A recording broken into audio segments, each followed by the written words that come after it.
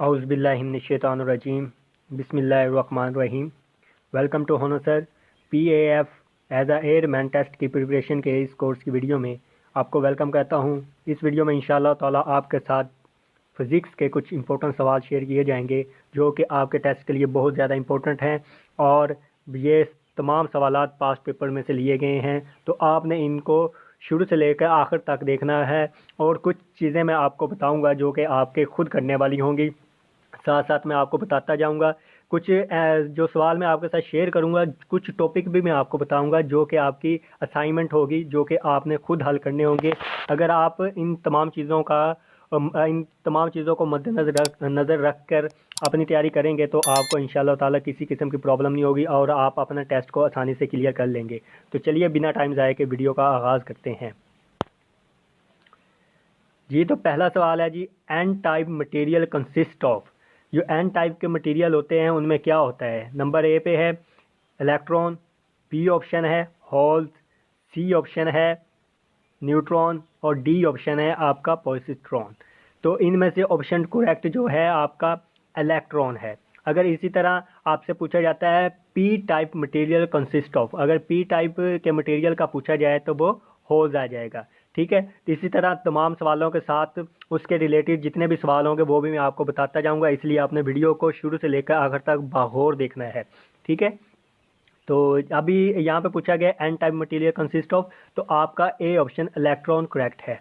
और इसी तरह अगर पी टाइप मटेरियल का पूछा जाए तो वो बी ऑप्शन होगा होल्स का। ठीक है, नेक्स्ट है जी।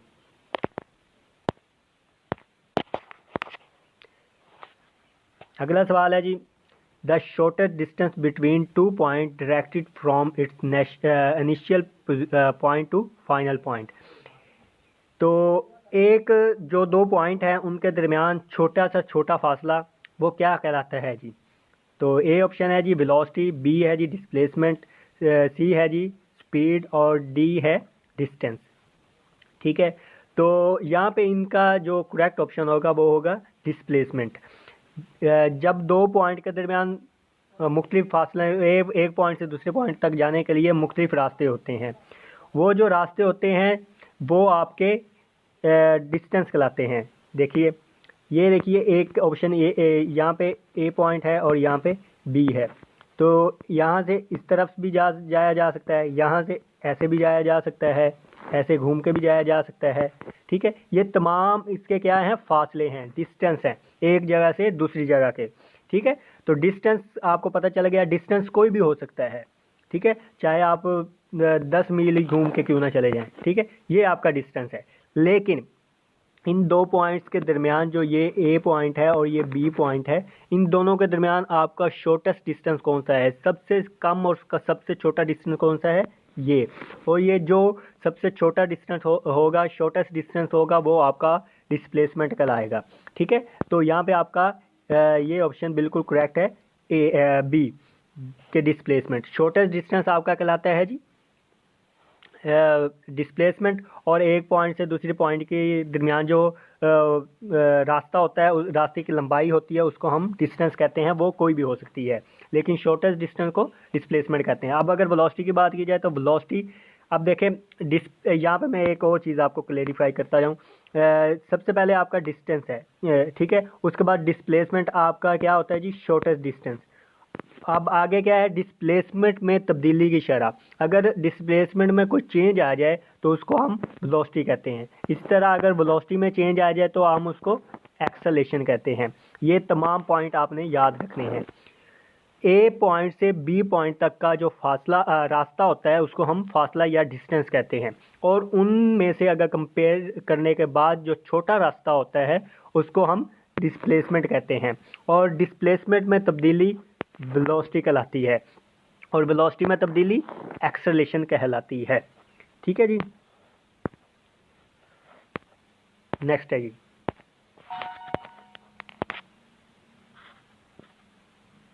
अगला सवाल है जी, frequency is reciprocal to heat, amplitude, time period, temperature. तो जो फ्रीक्वेंसी होती है ये आपकी टाइम पीरियड के रेसिप्रोकल होती है, यानी F is equal to 1/T होता है। ठीक है जी, तो ये आपका इस तरह, ये आप फार्मूला भी याद रखना है। इस तरह से आपको न्यूमेरिकल भी आ जाता है कि आपको फ्रीक्वेंसी दी होती है, उसका टाइम पीरियड मालूम करें, टाइम पीरियड दी हुई है, फ्रीक्वेंसी मालूम करें। तो इस फार्मूले से रिलेटेड आपको न्यूमेरिकल भी आ सकते हैं। तो आपने इस फार्मूले के रिलेटेड जितने भी न्यूमेरिकल आपकी बुक में हैं उनको आपने तैयार करके जाना है और इसको अप्लाई किस तरह करना है। ठीक है, ये तमाम चीज़ें आपने करके जानी है। तो क्या होता है जी, फ्रीक्वेंसी टाइम पीरियड का रेसिप्रोकल होती है। क्लियर है जी। नेक्स्ट है जी, the same poles of magnet dash each other. Same poles जो मैग्नेट के होते हैं वो एक दूसरे को क्या करते हैं, यानी पॉजिटिव और पॉजिटिव, नेगेटिव और नेगेटिव एक दूसरे को क्या करते हैं। ए ऑप्शन है जी पुश, दूसरा है जी अट्रैक्ट, तीसरा है जी रिपेल और डी ऑप्शन है आपके पास पुल। तो यहाँ पे अगर तो यहाँ पे एक मैग्नेट है आपके पास, उसका ये पोल है एस और ये है एन, इस तरह इस साइड पे भी है एन और एस। यहाँ पे आप देख सकते हैं सेम है। अगर तो सेम होंगे तो एक दूसरे को क्या करेंगे जी, रिपेल करेंगे, सेम होंगे तो। अगर इसी तरह आपके पास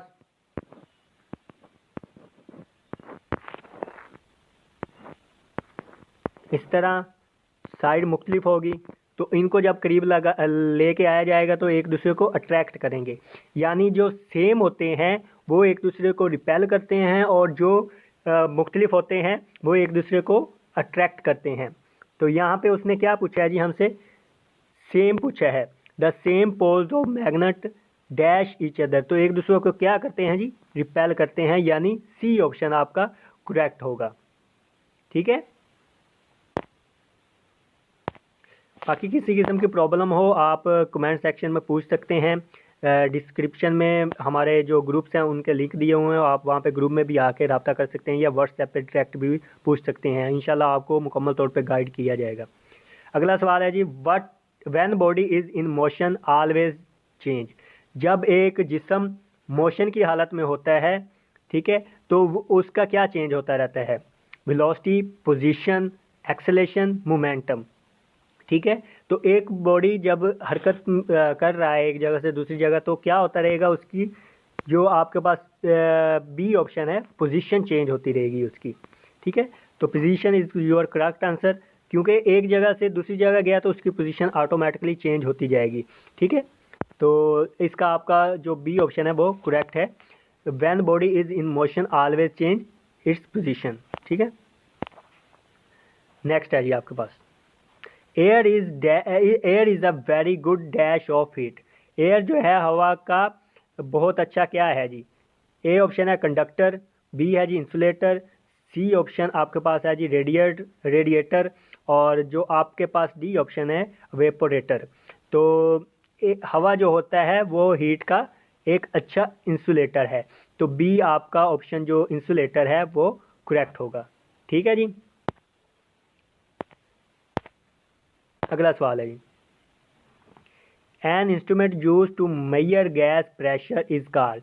गैस के प्रेशर को मेजर करने के लिए कौन सा इंस्ट्रूमेंट इस्तेमाल किया जाता है। ए ऑप्शन है एमीटर, बी है बैरोमीटर, सी है गैल्वानोमीटर और आपके पास जो डी ऑप्शन है वो है मैनोमीटर। ठीक है, तो जो गैस के प्रेशर को मापने के लिए आला इस्तेमाल किया जाता है वो आपका डी ऑप्शन करेक्ट है, मैनोमीटर। ठीक है, तो यहाँ पे इसी तरह आपने एम मीटर, बैरोमीटर और गलवानोमीटर का भी देख लेना है कि ये किस लिए इस्तेमाल होते हैं। ये तमाम आपके असाइनमेंट्स हैं, आपने इनको तैयार करना है। एम मीटर का आपने देख लेना है, बैरोमीटर का देख लेना है, गलवानोमीटर का देख लेना है और मैनोमीटर का तो आपको मैंने बता दिया है गैस के प्रेशर को मेजर करता है। ठीक है जी, नेक्स्ट है,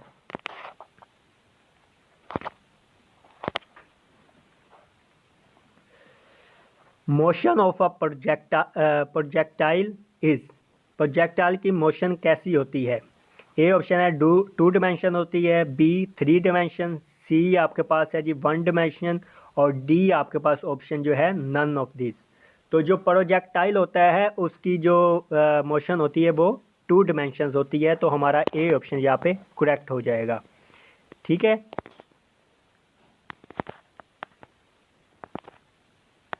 नेक्स्ट सवाल है आपके पास। फोर्स इज आ, फोर्स एक है।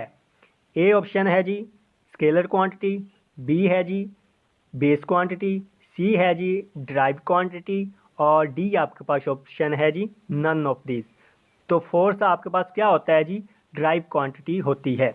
तो यहाँ पे जो आपकी असाइनमेंट है, आपने scalar, base, drive, in quantity की डेफिनेशन भी करके जानी है और इनके टेबल्स भी आपने याद करने हैं कि कौन कौन सी जो क्वांटिटी हैं वो स्केलर हैं, कौन सी ड्राइव्ड हैं। तो ये तमाम चीज़ें आपने तैयार करनी है, ये आपकी असाइनमेंट है। इससे रिलेटेड आपको सवाल 1 से 2 लाजमी पूछे जाते हैं, जिस तरह फोर्स का पूछ लिया, वॉल्यूम का पूछ लिया। तो ये आपसे लाजमी पूछे जाते हैं कि volume is the scalar quantity, base quantity, drive quantity, तो आपने वो बताना होता है। इसी तरह और किसी के बारे में भी पूछा जा सकता है। तो ये तमाम चीज़ें आपने तैयार करके जानी है। ठीक है जी, नेक्स्ट है जी, which rays are useful in cancer treatment. Cancer के इलाज में कौन सी रेज इस्तेमाल होती हैं। ए ऑप्शन है एक्स रेज, बी ऑप्शन है गैमा रेज, और सी ऑप्शन है अल्ट्रावायलेट रेज, और डी ऑप्शन आपके पास है जी रेडियो रेज। तो जो कैंसर के ट्रीटमेंट के लिए इस्तेमाल की जाती हैं, ये आपकी बुक में एक चैप्टर है, तो उसमें मतलब जो आपका कैंसर का ट्रीटमेंट है उसमें कुछ रेज के बारे में बताया गया है कि कैंसर के ट्रीटमेंट के लिए ये इस्तेमाल किया जाता है, और भी 2-3 बीमारियों का बताया गया है। तो वो भी आपने चीज़ें तैयार करके जानी है। ठीक है, तो यहाँ पे पूछा गया है जी कैंसर ट्रीटमेंट के लिए क्या इस्तेमाल की जाती है, कौन सी रेज इस्तेमाल होती हैं। तो आपके पास जो आपका बी ऑप्शन है गैमा रेज, वो आपका बी ऑप्शन करेक्ट होगा। ठीक है, तो इसी तरह आपने एक्स रेज, अल्ट्रावायलेट रेज और रेडियो रेज का देख के जाना है। नेक्स्ट है जी, the freezing point of a water at kelvin degree centigrade is. तो जो सेंटीग्रेड होता है उसमें आपका जो फ्रीजिंग पॉइंट होता है वो 0 होता है। ठीक है, तो सेल्सियस स्केल में, और इसके बाद आपका आप पूछा गया है जी केल्विन स्केल में आपका जो फ्रीजिंग पॉइंट होता है वो कितना होता है। तो वैसे जो फ्रीजिंग पॉइंट होता है पानी का वो 0 से लेके 100 के दरमियान होता है, यानी 0 उसका फ्रीजिंग पॉइंट होता है, और जो मतलब कि फ्रीजिंग पॉइंट की लास्ट होती है, और जो उसका बॉइलिंग पॉइंट होता है वो 100 होता है। ठीक है, इसी तरह केल्विन में जब पूछा जाता है तो यहाँ पे आपके पास ऑप्शन पहला है जी 212, बी ऑप्शन है जी 743, सी ऑप्शन है जी 746, और डी ऑप्शन है 273। तो डी ऑप्शन आपका करेक्ट होगा 273। और जिस तरह आम वैसे 0 से लेकर 100 के दरमियान होता है, तो केल्विन में 270 से लेकर 370 होता है। ठीक है, ये बॉइलिंग पॉइंट होता है और ये फ्रीजिंग पॉइंट होता है। ठीक है, तो ये आपने चीज़ें याद करके जानी है। आई होप कि आपको क्लियर हो गया होगा। नेक्स्ट है जी, the rate of change of velocity is called dash. The rate of change of velocity, तो ये मैं आपको पहले भी बता चुका हूँ। तो ए ऑप्शन आपके पास है जी एवरेज वेलोसिटी, बी है जी स्पीड, सी है जी एक्सेलेरेशन, डी ऑप्शन आपके पास है जी डिस्प्लेसमेंट। तो मैं पीछे भी आपको बता चुका हूँ कि डिस्प्लेसमेंट, शॉर्टेस्ट डिस्टेंस को हम डिस्प्लेसमेंट कहते हैं। डिस्प्लेसमेंट में तब्दीली वेलोसिटी कहलाती है, और वेलोसिटी में तब्दीली आपके पास एक्सेलरेशन कहलाती है, जो कि आपका सी ऑप्शन है। तो यहाँ पे आपका सी ऑप्शन करेक्ट हो जाएगा, एक्सेलरेशन। ठीक है, तो बाकी भी आपने स्पीड, एवरेज वेलोसिटी, ये तमाम चीज़ें भी आपने तैयार करनी है। इनमें जो ऑप्शंस भी दिए गए हैं वो भी आपके इम्पोर्टेंट टॉपिक हैं। ठीक है, तो जो जो ऑप्शंस में चीज़ें क्लेरिफाई नहीं मैं कर पा रहा, उन चीज़ों को आपने खुद करना है। इंशाल्लाह ताला उनसे रिलेटेड भी आपको सवाल आएंगे। ठीक है जी, नेक्स्ट है जी force is directly proportional to. Force किसके डायरेक्टली प्रोपोर्शनल होती है। ठीक है, तो ए ऑप्शन है जी एक्सेलरेशन, बी ऑप्शन है जी वेलोसिटी, सी है जी स्पीड, डी ऑप्शन आपके पास है जी मैस। तो जो न्यूटन का दूसरा लॉ है उसमें आपको बताया है, देखें F इज इक्वल टू आपके पास होता है जी ma। ठीक है, ये फार्मूला आपने देखा होगा। ठीक है, ये फार्मूला आपके पास होता है। तो इसमें आप देख सकते हैं फोर्स जो है एक्सेलेरेशन के क्या है जी, डायरेक्टली प्रोपोर्शनल है। तो यहाँ पे आपका जो होगा ए ऑप्शन एक्सेलेरेशन करेक्ट होगा।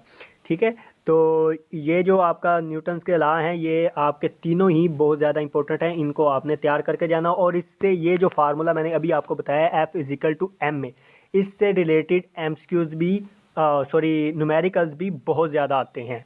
ठीक है, तो इस फार्मूले से रिलेटेड जो आपके न्यूमेरिकल बनते हुए, मतलब आपको फोर्स और एक्सेलेरेशन दिया गया है तो मैथ्स आपने मालूम करना होगा, मैथ्स और एक्सेलेरेशन दिया गया, फोर्स बतानी होगी। तो इस तरह इससे रिलेटेड जितने भी सवाल बन सकते हैं आपने उनकी प्रैक्टिस करके जानी है। तो ये फार्मूला आपके लिए बहुत ज़्यादा इंपॉर्टेंट है क्योंकि इससे रिलेटेड न्यूमेरिकल भी आ जाते हैं। और यहाँ पे आप देखें इसी फार्मूले से रिलेटेड आपको पूछा गया है फोर्स क्या नाम है एक्सेलेरेशन के क्या होती है जी, तो वो उसके डायरेक्टली प्रोपोर्शनल होती है किसके, एक्सेलेरेशन के। ठीक है, force is directly proportional to acceleration. ठीक है, तो नेक्स्ट है जी, when brakes are applied to a fast moving car the passengers will be through। तो जब एक तेज चलती हुई गाड़ी को यकदम ब्रेक लगाई जाती है तो मुसाफिर किस तरफ गिरते हैं। ठीक है, तो पहला ऑप्शन है जी फॉरवर्ड, बी ऑप्शन है जी बैकवर्ड, सी ऑप्शन है जी डाउनवर्ड, और डी ऑप्शन आपके पास है जी नन ऑफ दीज। ठीक है, जब एक स्पीड से गाड़ी जा रही होती है उस पर एक अचानक उस पर ब्रेक लगाई जाती है तो वो इंसान जो होता है, जो पैसेंजर होते हैं वो फॉरवर्ड की तरफ यानी आगे की तरफ गिरते हैं। तो ये आपके पास ए ऑप्शन होगा, बाहर की तरफ यानी आगे की तरफ गिरते हैं। ठीक है, तो आपके पास जो ए ऑप्शन होगा वो करेक्ट हो गया। ये सिंपली क्वेश्चन था, इसको अगर आप थोड़ा ध्यान से पढ़ें, थोड़ा ध्यान से समझे तो ये आपको इसमें कोई प्रॉब्लम नहीं होनी चाहिए। तो जब एक चलती हुई गाड़ी को एकदम ब्रेक लगाई जाती है तो इंसान आगे की तरफ गिरता है।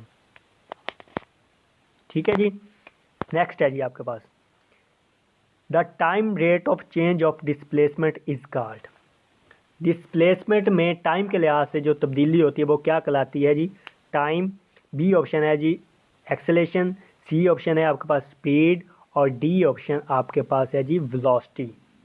तो ये मैंने पीछे भी आपको बता चुका हूँ, 2 बार बता चुका हूँ कि डिस्प्लेसमेंट में जो तब्दीली होती है वो आपकी क्या कहलाती है, वेलोसिटी कहलाती है। तो डी ऑप्शन यहाँ पे आपका करेक्ट होगा। बाकी आपने टाइम, एक्सेलेरेशन और स्पीड की डेफिनेशंस भी खुद ही करके जानी है। आप इससे रिलेटेड भी आपको पूछा जा सकता है, स्पीड की डेफिनेशन, एक्सेलेरेशन के बारे में पूछा जा सकता है, या एक्सेलेरेशन की डेफिनेशन आपको दी जा सकती है। ठीक है, टाइम के लिहाज से पूछा जा सकता है। नेक्स्ट आपके पास जो एमसीक्यूज है वो है the horizontal range of projectile depends upon. जो प्रोजेक्टाइल होता है उसकी हॉरिजॉन्टल रेंज किस पे डिपेंड करती है। ठीक है, तो ए ऑप्शन है आपका इनिशियल वेलोसिटी, बी है जी एंगल ऑफ प्रोजेक्शन, ठीक है जी, और सी ऑप्शन है जी वैल्यू ऑफ जी, और डी ऑप्शन आपके पास है जी ऑल ऑफ देम। तो जो प्रोजेक्टाइल की हॉरिजॉन्टल रेंज होती है वो उसकी वेलोसिटी पे भी डिपेंड करती है, उसके प्रोजेक्टाइल के एंगल पे भी डिपेंड करती है, और जाहिर सी बात है, डेफिनेटली बात है, वैल्यू ऑफ जी पे भी डिपेंड करती है। तो यहाँ पे आपका जो डी ऑप्शन है ऑल ऑफ देम ये करेक्ट होगा, यानी वो इनिशियल वेलोसिटी, एंगल प्रोजेक्शन और वैल्यू ऑफ जी तीनों पे ही डिपेंड करती है। तो आपका D option all of them correct होगा। ठीक है जी, नेक्स्ट है जी, तो प्रोजेक्टाइल के रिलेटेड भी 1 से 2 एमसीक्यूज आते हैं, ये प्रोजेक्ट वाले टॉपिक को भी आपने अच्छी तरह करके जाना है। नेक्स्ट आपके पास एमसीक्यूज है जी the speed of sound will be maximum if passing through. अगर जो साउंड है वो किस में से गुजरे तो उसकी जो स्पीड है वो ज़्यादा होगी। ठीक है, मतलब कि एक साउंड, एक आवाज़ है वो किस मटेरियल में से किस धात में से गुजरे तो उसकी स्पीड ज़्यादा होती है, यानी वो जल्दी गुजर जाती है। ए ऑप्शन आपके पास है जी वैक्यूम, बी ऑप्शन है आपके पास एयर, सी ऑप्शन है वाटर, और डी ऑप्शन आपके पास है जी आयरन। ठीक है, तो जब साउंड को मतलब कि यहाँ पे आपके पास जो डी ऑप्शन है वो करेक्ट होगा। जब एक लोहे में से, आयरन में से आवाज़ गुजरती है तो उसकी स्पीड बहुत ज़्यादा होती है, और पानी में तो बहुत ही कम होती है। हवा में भी होती है लेकिन आयरन से कम होती है, ठीक है। तो इसी तरह वैक्यूम में भी कम होती है, ठीक है। तो सबसे ज़्यादा जो है आयरन में होती है, और पानी में तो बिल्कुल ही नहीं होती, बहुत कम होती है। और हवा में भी होती है लेकिन आयरन से कम। अगर कंपेयर किया जाए चारों को तो आयरन में सबसे ज़्यादा स्पीड होती है साउंड की, ठीक है। तो नेक्स्ट आपके पास है जी, dash is sensitive instrument which represent the presence of current. तो कौन सा इंस्ट्रूमेंट है जो कि करंट के प्रेशर को मेजर करता है, या करंट जो करंट का प्रेजेंस है, सॉरी प्रेशर नहीं, प्रेजेंस, करंट की मौजूदगी का पता देता है। वो कौन सा आला है जिसकी मदद से करंट की जो मौजूदगी है उसका पता लगाया जाता है? पहला है जी कैलोरीमीटर, बी है ऑप्शन है गैल्वानोमीटर, सी ऑप्शन है एमीटर, और डी ऑप्शन आपके पास है जी पोटेंशियोमीटर। तो यहाँ पे आपका जो करंट की जो मौजूदगी है उसका पता लगाने के लिए जो इस्तेमाल किया जाता है वो आपका बी ऑप्शन होगा, गैल्वानोमीटर। इसी तरह आपने कैलोरीमीटर, एमीटर और ये सारे जो भी पीछे भी मैंने आपको बताया, इन तमाम को आपने करके जाना है कि ये किसके लिए इस्तेमाल होते हैं, जो जो आपकी बुक्स में हैं, तो इनको भी आपने तैयार करके जाना है, ठीक है जी। नेक्स्ट है जी, displacement. Displacement is dash quantity. Displacement कौन सी क्वांटिटी है? ए ऑप्शन है आपके पास वेक्टर क्वांटिटी, बी ऑप्शन आपके पास है जी फिजिकल क्वांटिटी, सी ऑप्शन आपके पास है जी केमिकल क्वांटिटी, और डी ऑप्शन आपके पास है जी स्केलर क्वांटिटी। तो डिस्प्लेसमेंट जो आपके पास है ये आपके पास क्या होता है जी, वेक्टर क्वांटिटी होता है। ए ऑप्शन आपका करेक्ट होगा, ठीक है। ये तमाम डिस्प्लेसमेंट, वेलोसिटी, एक्सेलेरेशन, स्पीड, ये जितने भी हैं, फोर्स हो गया, वॉल्यूम हो गया, ये तमाम आपने तैयार करके जाने हैं कि ये वेक्टर क्वांटिटीज़ हैं, स्केलर्स हैं, ठीक है। तो ये तमाम आपने चीज़ें देख के जानी हैं। ड्राइव यूनिट हैं, बेस यूनिट हैं, ये तमाम चीज़ें आपने देखनी है। इंशाल्लाह ताला इससे रिलेटेड बहुत ज़्यादा एमसीक्यूज आएंगे आपसे। नेक्स्ट आपके पास है जी, काइनेटिक एनर्जी डिपेंड्स अपॉन। तो काइनेटिक एनर्जी जो होती है, एनर्जी की दो टाइप्स होती हैं, पोटेंशियल एनर्जी और काइनेटिक एनर्जी। तो जो काइनेटिक एनर्जी होती है वो किस पे डिपेंड करती है? ए ऑप्शन है जी velocity and density, B option है जी mass and velocity, C option आपका है जी मास एंड स्पीड, और जो आपके पास डी ऑप्शन है आपका है जी स्पीड एंड डेंसिटी। तो जो काइनेटिक एनर्जी है वो आपकी मास एंड वेलोसिटी पे डिपेंड करती है, ठीक है। तो आपका जो बी ऑप्शन होगा मास एंड वेलोसिटी वो आपका करेक्ट होगा। किस तरह आपके पास दिखाता हूँ मैं आपको। काइनेटिक एनर्जी का आपके पास फार्मूला होता है जी 1/2 mv केयर। तो यहाँ पे आप देख सकते हैं जो काइनेटिक एनर्जी है वो मास पे और वेलोसिटी पे डिपेंड करती है, ठीक है। तो यहाँ पे आपका ये जो बी ऑप्शन है मास एंड वेलोसिटी वो आपका करेक्ट होगा। तो आप यहाँ पे फार्मूला भी आपने याद रखना है, इससे रिलेटेड आपको जो न्यूमेरिकल है वो भी आ सकता है। तो काइनेटिक एनर्जी, और यहाँ पे मैं एक और आपको इजाफी चीज़ बताता जाऊँ, पोटेंशियल एनर्जी का फार्मूला होता है mgh, ठीक है। तो यहाँ पे ये भी आपसे पूछा जा सकता है पोटेंशियल एनर्जी किस पे डिपेंड करती है जी, ठीक है। तो पोटेंशियल एनर्जी का भी आप बता सकते हैं जी कि पोटेंशियल एनर्जी मास और हाइट वगैरह पे डिपेंड करती है, ठीक है। तो ये तमाम चीज़ें आपने तैयार करके जानी हैं। नेक्स्ट है जी, तो यहाँ पे आपका correct option mass and velocity होगा, बी ऑप्शन, ठीक है। उसके बाद नेक्स्ट एमसीक्यू है हमारा, वॉल्यूम इज क्वांटिटी। वॉल्यूम कौन सी क्वांटिटी होती है, ठीक है जी। और ए है जी स्केलर क्वांटिटी, बी ऑप्शन आपके पास है जी वेक्टर क्वांटिटी, और उसके पास आपके पास जो सी है बोथ ए और बी, और डी ऑप्शन आपके पास है जी नन ऑफ दिस। तो volume is dash quantity. Volume आपके पास जो होता है वो स्केलर क्वांटिटी होता है। तो यहाँ पे आपका ए ऑप्शन करेक्ट होगा, स्केलर क्वांटिटी, ठीक है। नेक्स्ट है जी, वेलोसिटी इज डैश क्वांटिटी। तो वेलोसिटी क्वांटिटी होती है कौन सी? ए ऑप्शन है ड्राइव क्वांटिटी है, बी ऑप्शन आपके पास है जी बेस क्वांटिटी है, सी ऑप्शन आपके पास है जी फंडामेंटल क्वांटिटी है, डी ऑप्शन आपके पास है नन ऑफ दिस। तो वेलोसिटी जो होती है ये, क्योंकि आपको पीछे भी मैं डेफिनेशन भी इसकी बता चुका हूँ, डिस्प्लेसमेंट से मतलब कि देखें डिस्प्लेसमेंट में जब तब्दीली आती है तो वेलोसिटी निकलती है, ठीक है। डिस्प्लेसमेंट में तब्दीली की शरह क्या कहलाती है जी, वेलोसिटी कहलाती है। तो डिस्प्लेसमेंट से वेलोसिटी को ड्राइव किया जाता है, ठीक है। तो इसलिए ये ड्राइव क्वांटिटी होगी क्योंकि डिस्प्लेसमेंट से निकली है, ठीक है। डिस्प्लेसमेंट में कोई तब्दीली आएगी तो उसको ही वेलोसिटी कहेंगे ना। तो एक चीज़ से जब डेफिनेटली एक बात है कि जब एक चीज़ दूसरी चीज़ से ड्राइव की गई है तो वो क्वांटिटी भी ड्राइव ही होगी। तो यहाँ पे आपका जो ए ऑप्शन है ड्राइव्ड, ये करेक्ट होगा, ठीक है।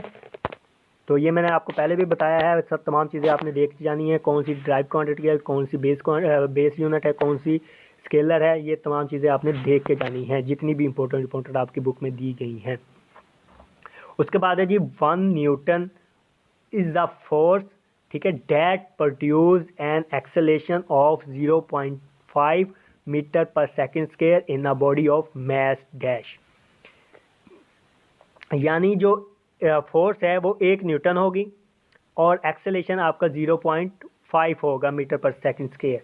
तो आपके पास मतलब कि 1 न्यूटन फोर्स और 0.5 जो आपके पास एक्सेलेरेशन है वो कितने मास के जिस्म के लिए, कितने मास के लिए ज़रूरी होता है, ठीक है। मतलब कितने मास का, कितने किलोग्राम का जो आपका मास होगा जिसके लिए आपको 1 न्यूटन फोर्स और 0.5 जो है मीटर पर सेकंड स्क्वायर एक्सेलेरेशन की ज़रूरत पड़ेगी। तो वही पहले वाला फार्मूला मैंने आपको बताया ही था, F = ma। तो आपको मैंने पहले बताया था ये जो है इससे रिलेटेड एमसीक्यूज पूछे जा सकते हैं। तो यहाँ पे आपके पास फोर्स है जी 1 न्यूटन और एक्सेलेरेशन m मास आपने बताना है और ये है आपके पास 0.5, ठीक है।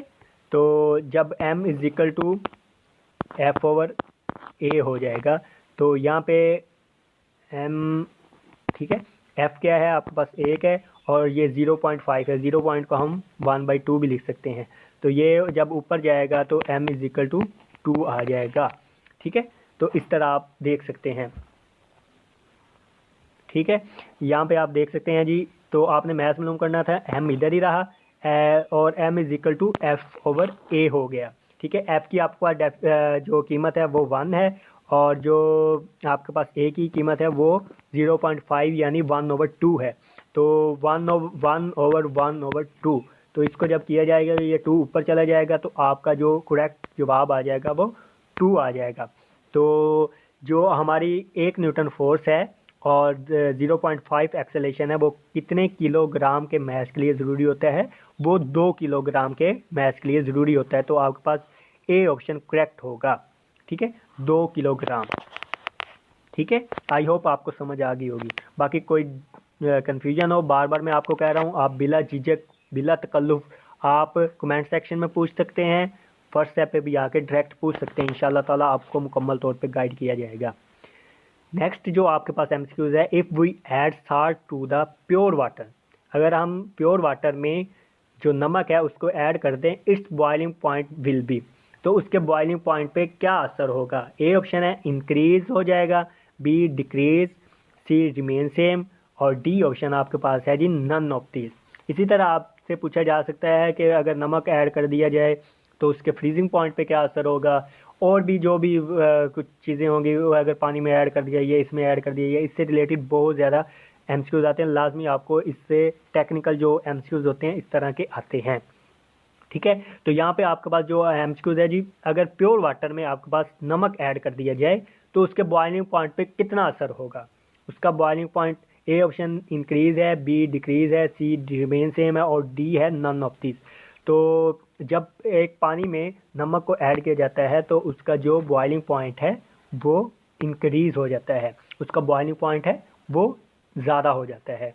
तो यहाँ पे आपके पास ए ऑप्शन आपका करेक्ट होगा, इंक्रीज, ठीक है जी। नेक्स्ट आपके पास है जी every action have reaction it is dash law. तो न्यूटन के आपको मैंने पहले भी बताया है 3 लॉज हैं, वो आपने करके जाने हैं, ठीक है। तो ये कौन सा लॉ है न्यूटन का, तो ए ऑप्शन है थर्ड लॉ है, बी सेकंड, सी फर्स्ट और डी आपके पास है जी नन। तो एवरी एक्शन, हर एक्शन का एक रिएक्शन होता है जो कि मिकदार में उसके बराबर होता है, लेकिन जो सिमत होती है उसकी डिफरेंट होती है। ये आपने डेफिनेशन की होगी कि हर एक्शन का एक रिएक्शन होता है। जब आप एक चीज़ किसी दूसरी चीज़ पे एक्शन करती है तो उसके बदले में वो भी अपना रिएक्शन जाहिर करती है। ठीक है, आजकल की दुनिया का दस्तूर यही है कि अगर आप कोई एक्शन करेंगे तो आपको रिएक्शन लाजमी मिलेगा। ठीक है, ऐसा कभी नहीं होगा कि आप कोई एक्शन करें उसका रिएक्शन आपको ना मिले। आप एक थप्पड़ किसी को मारेंगे तो आगे से आपको सेम, बल्कि ये डेफिनेशन भी उल्टी हो जाती है, मिकदार में भी सेम नहीं मिलेगा बल्कि ज़्यादा ही आपको रिएक्शन मिल जाएंगे 2-3 की सूरत में।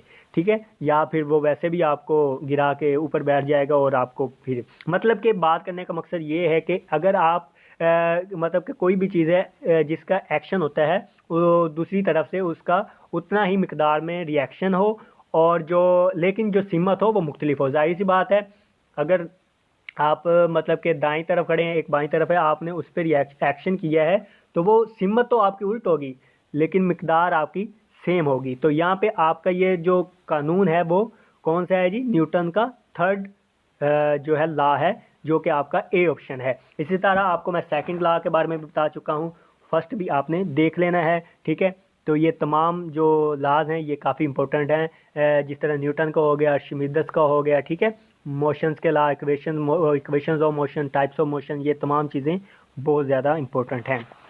ठीक है, तो ये लास्ट क्वेश्चन था, तो ये हम कंप्लीट करते हैं। Thanks for watching. उम्मीद है आपको वीडियो पसंद आई होगी और कुछ ना कुछ सीखने को मिला होगा। और ये तमाम सवाल हमारे जो एयरमैन के टेस्ट हुए हैं उनके पास्ट पेपर में से लिए गए हैं, तो आपने इन एमसीक्यूज़ को बागौर देखना है। इन तमाम टॉपिक्स जो मैंने आपको बताए हैं इनको अच्छी तरह करना है। इंशाल्लाह ताला आपके जब ये तमाम कंसेप्ट क्लियर हो जाएंगे, इससे रिलेटेड आपको जितने मैंने अभी एमसीक्यूज़ बताए हैं ना, अगर आप इनसे रिलेटेड भी जितने हैं वो भी कर लेते हैं, ये भी कर लेते हैं, तो इंशाल्लाह ताला आप टेस्ट तो आपको मतलब का प्रॉब्लम होगी नहीं। ये सिर्फ इतने से 20-25 एमसीक्यूज़ मैंने आपके साथ शेयर किए हैं। ठीक है, नेक्स्ट भी मैं फर्दर फिज़िक्स की सीरीज़ लेके चलूँगा इंशाल्लाह ताला। उसके बाद साथ साथ हम आस्ता से मैथ की सीरीज़ भी शुरू करेंगे। कुछ मसरूफियात की वजह से मैं नहीं कर पा रहा, हालांकि ये वीडियोज़ मुझे मतलब के टेस्ट शुरू होने से पहले अपलोड कर देनी चाहिए थी। तो अभी तो कुछ बच्चों के टेस्ट वगैरह हो गए हैं, और साथ साथ मैं अब आपको बताता जाऊँ, इससे पहले भी मैं जो बच्चे टेस्ट दे के आए गए उन्होंने अपने एक्सपीरियंस शेयर किए थे, तो वो एक्सपीरियंस भी मैं अपनी यहाँ पे चैनल पे अपलोड कर रहा हूँ। तो वो इंशाल्लाह ताला आगे फर्दर जितने भी बच्चे आके दे रहे हैं बस उनको सेटअप करके इंशाल्लाह ताला मैं आपके साथ एक्सपीरियंस भी शेयर करूँगा। ठीक है, और इस तरह ये जो हमारी सीरीज़ चल रही है फिज़िक्स की पार्ट 2 है आज, उसके बाद नेक्स्ट जो आपके साथ 25-25, 30-30 एमसीक्यू की जितने भी हो सके वो आपके साथ मैं फर्दर शेयर करता रहूँगा। और मैथ की भी इंशाल्लाह शुरू करते हैं। नेक्स्ट जो हमारी इसके बाद होगी एक फिज़िक्स की होगी, एक नेक्स्ट हमारा जो एक्सपीरियंस होगा वो होगी, और इंग्लिश के पार्ट्स ऑफ स्पीच पे मैं आपको पूरा एक लेक्चर दूंगा कि आपने पार्ट्स ऑफ स्पीच को किस तरह तैयार करना है और उनसे रिलेटेड एमसीक्यूज़ आपको किस तरह कर आने हैं। तो ये तमाम चीज़ों के लिए लाजमी है कि आपने हमारे चैनल को सब्सक्राइब किया हो, ताकि इस से जो अपडेट है हमारी वो आप तक बआसानी पहुंच सके। जब मैं वीडियो अपलोड करूं तो आप आसानी से देख सकें और सीख सकें। तो अगर अभी तक आपने हमारे चैनल को सब्सक्राइब नहीं किया तो चैनल को सब्सक्राइब कर लें और साथ लगे बेल आइकन को ऑल पे क्लिक कर दें। और अगर एक रिक्वेस्ट है, अगर वीडियो पसंद आती है तो वीडियो को लाइक कर दिया करें, इससे हमें मोटिवेशन मिलती है और हमें काम करने में और दिल करता है अच्छे से अच्छा काम करने के लिए, ताकि हम आपके लिए मज़ीद जो इन्फॉर्मेटिव वीडियोज़ हैं वो ला सकें। ठीक है, तो थैंक्स फॉर वाचिंग। अगली वीडियो तक के लिए अल्लाह निगहबान, खुदा हाफिज़, दुआ में याद रखिएगा। अस्सलाम वालेकुम।